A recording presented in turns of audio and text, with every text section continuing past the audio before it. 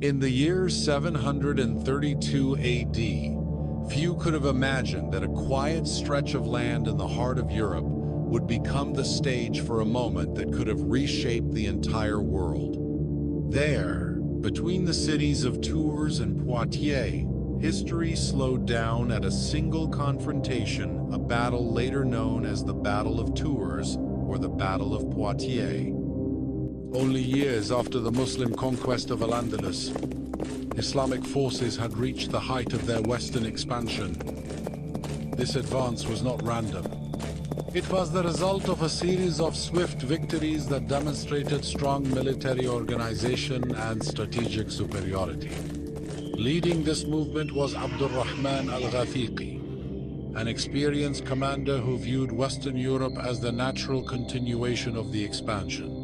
On the other side, the Frankish kingdoms were gripped by fear. What had once been seen as distant raids had now become a direct threat to the heart of Europe. Charles Martel understood that this was not merely a battle over territory, but a struggle for survival. He gathered his forces and prepared a disciplined army, relying on defensive formations and patience rather than aggressive attacks. When the two armies finally met, the battle was neither quick nor decisive at first. Days passed in tense standoffs and brutal clashes, as each side tested the strength of the other. The Muslim forces relied on mobility and offensive momentum, while the Franks stood firm in tight formations, forming what was essentially a human wall. Then came the turning point. Abdurrahman al-Ghafiqi was killed in battle. His death was not simply the loss of a commander. It sent shockwaves through the army, disrupting coordination and weakening decision-making at the most critical moment.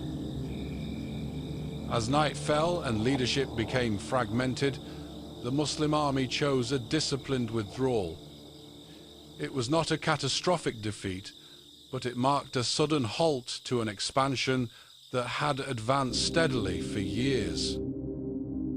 And with that retreat, the northward advance into Western Europe came to an end. But history invites a haunting question. What if that battle had ended differently? What if Abdurrahman al-Ghafiqi had survived? What if the Muslim forces had won at Tours?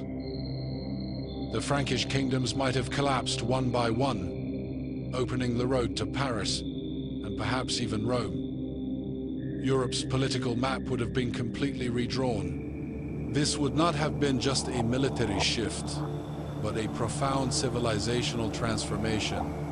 Different systems of governance, different languages, and a different cultural foundation for the continent.